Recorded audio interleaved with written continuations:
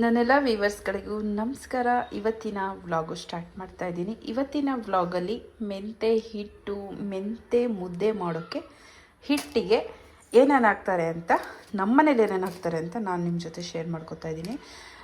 ದೇಹಕ್ಕೆ ತಂಪು, ತೋಳಿಗೆ ಬಲ ಹೇಗೆ ರಾಗಿ ಹಿಟ್ಟು, ಈ ಮೆಂತೆ ಹಿಟ್ಟು ಒಂಥರ ಶಕ್ತಿ ಅಂತಲೇ ಅಂದ್ಕೊಳ್ಳಿ.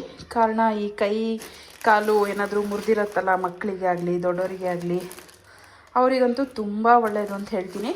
ಅದಕ್ಕೆ ಏನೇನು ಹಾಕ್ತಾರೆ ಅಂದರೆ, ನಾನು ತರಿಸಿದ್ದೀನಿ.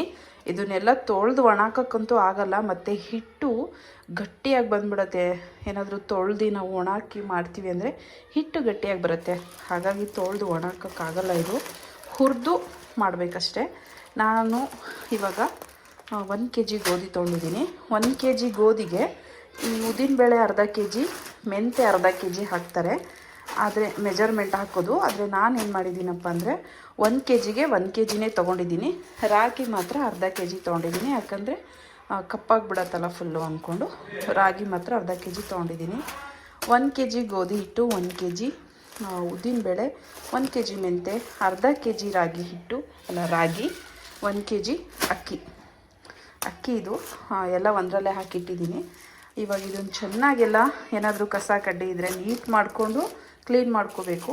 ಒಂದು 10-15 ಏಲಕ್ಕಿ ಆಪ್ಷನಲ್ಲು, ಯಾಕಂದರೆ ಬೆಲ್ಲ ಹಾಕಿ ಮಾಡ್ತೀವಿ ಮತ್ತು ತುಪ್ಪ ಜೊತೆ ತಿಂತೀವಲ್ಲ, ರುಚಿಯಾಗಿರುತ್ತೆ. ಸಿಹಿ ಒಂಥರ ಏಲಕ್ಕಿ ಘಮ ಇದ್ದರೆ ಮಕ್ಕಳು ಬೇಗ ತಿಂತಾರೆ ಅಂದ್ಕೊಂಡು ಏಲಕ್ಕಿ ಆಪ್ಷನಲ್, ಬೇಕಾದರೆ ಹಾಕ್ಕೊಳ್ಳಿ.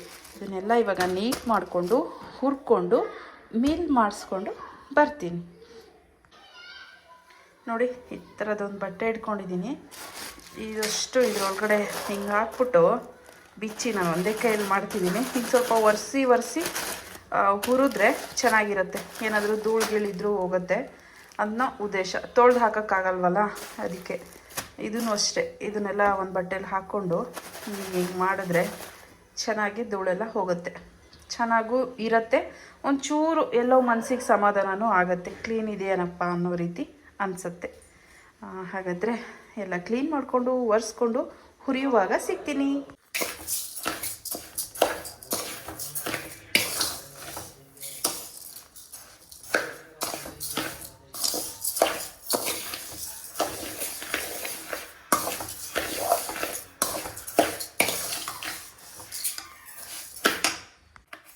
ಲೋ ಫ್ಲೇಮಲ್ಲೇ ಸ್ವಲ್ಪ ಹೊಂಬಣ್ಣ ಬರೋವರೆಗೂ ಹುರ್ಕೊಂಡ್ರೆ ಸಾಕು.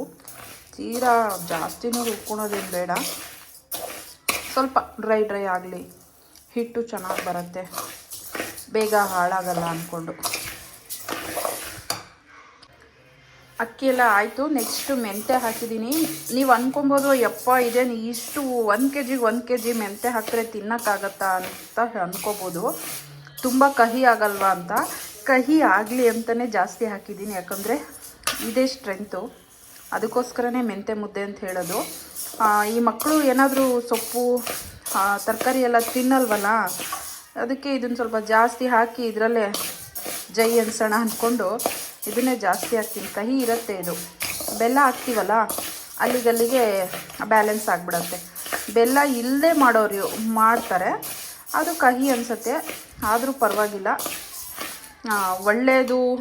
ದೇಹಕ್ಕೆ ಬೇಕಾಗಿರೋ ಒಳ್ಳೆ ಐಟಮ್ ಯಾವತ್ತೂ ಕಹಿಯಾಗೇ ಇರುತ್ತೆ. ರುಚಿಯಾಗಿರೋದು ಹಾನಿಕರ ಅಲ್ವಾ, ಗೊತ್ತಿರುತ್ತೆ ನಮಗೂ ನಿಮಗೂ ಎಲ್ಲ. ಕಹಿ ಆಗಲಿ ಅಂತಲೇ 1 kg ಹಾಕ್ತೀನಿ ನಾನು. ಈಗ ನೆಕ್ಸ್ಟ್ ಮೆಂತೆ ಹಾಕಾಯಿತು. ಈಗ ಗೋಧಿ, ರಾಗಿ ಇದೆ, ಉದ್ದಿನಬೇಳೆ ಇದೆ. ಇವಾಗ ಉದ್ದಿನಬೇಳೆ ಹಾಕಿದ್ದೀನಿ. ಈಗ ಗೋಧಿ ಹಾಕಿದ್ದೀನಿ. ರಾಗಿ ನೋಡಿ, ತೊಳೆದು ಒಣಗಿಸ್ಕೊಳೋರಿದ್ರೆ ಒಣಗಿಸ್ಕೋಬೋದು. ಮತ್ತು ಯಾವುದೇ ಕಾರಣಕ್ಕೂ ರಾಗಿ ಕ್ಲೀನ್ ಮಾಡದೆ ಹಾಕ್ಕೋಬೇಡಿ, ಯಾಕಂದರೆ ಅದರಲ್ಲಿ ಮಣ್ಣೆಂಡೆ ಕಲ್ಲೆಂಡೆಗಳು ಇರುತ್ತೆ. ಇದಾದರೆ ದಪ್ಪ ಆರಿಸ್ಕೊಂಬಿಡ್ಬೋದು. ಅದು ರಾಗಿ ಹಸ್ ಮಾಡ್ತಾರೆ ಅಂತ ಹೇಳ್ತಾರೆ. ಇಲ್ಲ, ಅಂಗಡಿಲೇ ಸಿಗುತ್ತೆ. ಕ್ಲೀನ್ ಮಾಡಿರೋ ರಾಗಿ ಕೊಡ್ರಿ ಅಂದರೆ ಅದನ್ನೇ ಕೊಡ್ತಾರೆ. ಇವಾಗ ನನ್ನ ಮಗ ತಂದಿದ್ದ, ನನಗೂ ಕ್ಲೀನ್ ಮಾಡೋಕ್ಕೆ ಬರಲ್ಲ, ಇಲ್ಲಿ ಪಕ್ಕದ ಮನೆ ಆಂಟಿ ಕೊಟ್ಟಿದ್ದೀನಿ, ಕ್ಲೀನ್ ಮಾಡಿಕೊಡ್ರಿ ಅಂತ. ಅಷ್ಟರೊಳಗೆ ಇದು ಹುರ್ಕೊಳೋಣ ಅಂತ ಹುರ್ಕೊತಾ ಇದ್ದೀನಿ. ಈ ಗೋಧಿನಾದರೂ ಹಾಕ್ಬೋದು. ಜವೆ ಗೋಧಿ ಅಂತ ಸಿಗುತ್ತೆ, ಇದೇ ಥರ ಇರುತ್ತೆ, ಉದ್ದುದ್ದ ಇರುತ್ತೆ. ಅದು ಜವೆ ಗೋಧಿ ಕೊಡಿ ಅಂದರೆ ಅಂಗಡಿಲಿ ಕೊಡ್ತಾರೆ, ಅದನ್ನು ಕೂಡ ಹಾಕ್ಬೋದು. ಇದನ್ನಾದರೂ ಹಾಕ್ಬೋದು, ಅದನ್ನಾದರೂ ಹಾಕ್ಬೋದು. ನಾನು ಹೋದ್ಸಲಿ ಜವೆ ಗೋಧಿಲಿ ಮಾಡಿದ್ದೆ, ಈ ಸಲ ಮಾಮೂಲಿ ಗೋಧಿಲಿ ಮಾಡ್ತಾಯಿದ್ದೀನಿ. ಅದು ಸಿಕ್ಕಿಲ್ಲ ಈ ಸಲ ನನಗೆ, ಅದಕ್ಕೋಸ್ಕರ ಈ ಮಾಮೂಲಿ ಗೋಧಿಲೇ ಮಾಡ್ತಾಯಿದ್ದೀನಿ. ಜವೆ ಗೋಧಿ ಅಂದರೆ ಏನಿಲ್ಲ, ಇದೇ ಥರ ಇರುತ್ತೆ, ಉದ್ದ ಇರುತ್ತೆ, ಬಾಸುಮತಿ ಅಕ್ಕಿ ಥರ ಇರುತ್ತೆ ಅಷ್ಟೇ. ಸೇಮ್ ಬಾಸುಮತಿ ಅಕ್ಕಿ ನೋಡ್ದಂಗೆ ಆಗುತ್ತೆ ನೋಡಿ. ಎಲ್ಲ ಅದು ಮುಗೀತು, ಎಲ್ಲ ಬ್ಯಾಚು ಮುಗೀತು. ಗೋಧಿ ಹುರಿದು ಇದಕ್ಕೆ ಹಾಕಿದ್ದೀನಿ. ಆಂಟಿ ಇನ್ನೂ ರಾಗಿ ತಂದಿಲ್ಲ, ತಂದಮೇಲೆ ಅದನ್ನು ಹಾಕಿ ಹುರಿತೀನಿ. ಇವಾಗ ಸ್ಟವ್ ಆಫ್ ಮಾಡ್ತೀನಿ.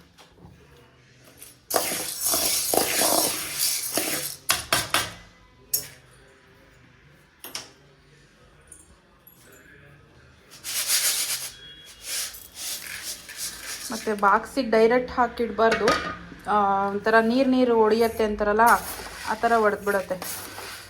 ಈ ಥರ ಒಂದು ಬೌಲಿಗೆ ಹಾಕಿಟ್ರೆ ಹಾರ್ಕೊಳತ್ತೆ, ಅಂದರೆ ತಣ್ಣಗಾಗತ್ತೆ. ಹಾರ್ಕೊಳತ್ತೆ ಅಂದರೆ ಹಾರ್ಕೊಂಡು ಹೋಗಲ್ಲ, ತಣ್ಣಗಾಗತ್ತೆ.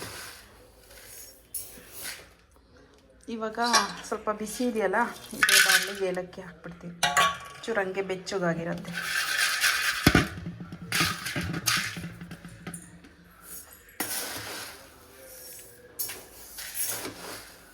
ಒಂದು ಆರೋಗ್ಯಕರವಾದ ಫುಡ್. ನನ್ನ ಮಕ್ಳಿಗೆ ಕಷ್ಟ, ಜೋರು ಮಾಡಿ ತಿನ್ನಿಸ್ತೀನಿ, ಬಿಡಲ್ಲ. ಇವಾಗ ತಂದು ಕೊಟ್ಟರು ಪಾಪ. ಈಗ ಇದನ್ನು ಹುರಿದು ತೆಗಿತೀವಿ. ಕಲ್ಲಿರತ್ತೆ ಇದರಲ್ಲಿ, ಕಲ್ಲು ಮಣ್ಣು ಎಲ್ಲ ಇರುತ್ತೆ.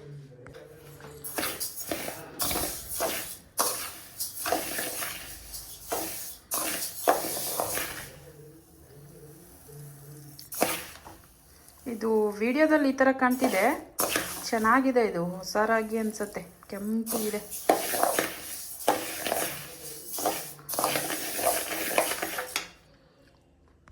ಫೈನಲಿ ಮುಗೀತು.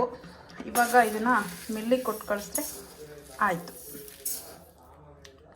ಎಲ್ಲ ತಣ್ಣಗಾದ್ಮೇಲೆ ಹಾಕಿಸಿ ಬಿಸಿ ಬಿಸಿ ಮುದ್ದೆ ಮಾಡಿ ತುಪ್ಪ ಜೊತೆ ತಿಂತಾಯಿದ್ರೆ ಟೇಸ್ಟೋ ಟೇಸ್ಟ್. ನೋಡಿ, ಫೈನಲಿ ಮೆಂತ್ಯ ಹಿಟ್ಟು ರೆಡಿ ಆಯಿತು. ಎಷ್ಟು ಚೆಂದ ಕಾಣ್ತಿದೆ ಮೆಂತ್ಯ ಹಿಟ್ಟು. ಅಷ್ಟು ಕಾಳಿಗೆ ಇಷ್ಟು ಹಿಟ್ಟು ಬಂದಿದೆ. ಇದೊಂದು ಫುಲ್ಲಾಗಿದೆ, ಇದೊಂದು ಫುಲ್ಲಾಗಿದೆ. ಇದ್ರಲ್ಲಿ ನಾನು ಸ್ವಲ್ಪ ತೆಕ್ಕೊತೀನಿ, ಇದನ್ನು ಹಾಗೆ ತೆಗೆದಿಡ್ತೀನಿ. ಇದು ಈಗಿನ ಮೆಷಿನಿಂದ ಬಂದಿದೆ, ಅದಕ್ಕೋಸ್ಕರ ಈ ಥರ ಇದೆ. ಬಾಕ್ಸ್ ಒರೆಸಿ ಅಂತ ಅಂದ್ಕೋಬೇಡಿ. ಆಮೇಲೆ ಇದನ್ನು ಇವಾಗ ಒರೆಸಿ ತೆಗೆದಿಡಬೇಕು. ಹಾಕುವಾಗ ಕೈಯಲ್ಲಿ ಹಿಡ್ಕೊತೀವಲ್ಲ, ಆ ಥರ ಆಗಿದೆ. ಇವಾಗ ಇದನ್ನು ಒರೆಸ್ಬೇಕು. ಬಿಸಿ ಇದೆ ಅಂತ ಆರಕ್ಕೆ ತೆಗೆದಿಟ್ಟಿದ್ದೀನಿ. ಆಮೇಲೆ ತಣ್ಣಗಾದ್ಮೇಲೆ ಒರೆಸ್ಬಿಟ್ಟು ಮುಚ್ಚಿ ತೆಗೆದಿಡ್ತೀನಿ. ಮತ್ತೊಮ್ಮೆ ಹೇಳ್ತಾ ಇದ್ದೀನಿ, ಇದು ಸೊಂಟ ನೋವಿಗೆ, ಕಾಲು ನೋವಿಗೆ, ಮಂಡಿ ನೋವಿಗೆ, ಏನಾದರೂ ಮಕ್ಕಳು ಕೈ ಕಾಲು ಏನಾದರೂ ಸೈಕಲಲ್ಲೋ ಅಥವಾ ಎಲ್ಲಾದರೂ ಬಿದ್ದು ಮುರ್ಕೊಂಡಿದ್ರೆ ಅದಕ್ಕೆಲ್ಲ ತುಂಬ ಒಳ್ಳೆ ಮದ್ದು ಅಂತಲೇ ಹೇಳ್ಬೋದು. ಬೇಗ ರಿಕವರ್ ಆಗ್ತಾರೆ. ಮತ್ತು ವೆಯ್ಟ್ ಗೇನ್ ಆಗೋಕ್ಕೆ, ಶಕ್ತಿಗೆ, ಎಲ್ಲದಕ್ಕೂ ಆಗುತ್ತೆ ಅಂತ ಹೇಳಿದ್ರು ತಪ್ಪಾಗಲ್ಲ. ಒಂಥರ ಪ್ರೀತಿ ಹಿಟ್ಟು ಬೆಟರ್ ಹಿಟ್ಟು ಅಂತಲೂ ಹೇಳ್ಬೋದು. ಇವತ್ತಿನ ವ್ಲಾಗ್ ನಿಮಗೇನಾದರೂ ಇಷ್ಟ ಆದರೆ ದಯವಿಟ್ಟು ಒಂದು ಲೈಕ್ ಮಾಡಿ, ಕಮೆಂಟ್ ಮಾಡಿ, ನಿಮ್ಮ ಫ್ರೆಂಡ್ಸ್ ಫ್ಯಾಮಿಲಿಗೆ ಶೇರ್ ಮಾಡಿ. ನೆಕ್ಸ್ಟ್ ವಿಡಿಯೋದಲ್ಲಿ ಸಿಗ್ತೀನಿ. ಅಲ್ಲಿವರೆಗೂ ಟಾಟಾ, ಬಾಯ್ ಬಾಯ್.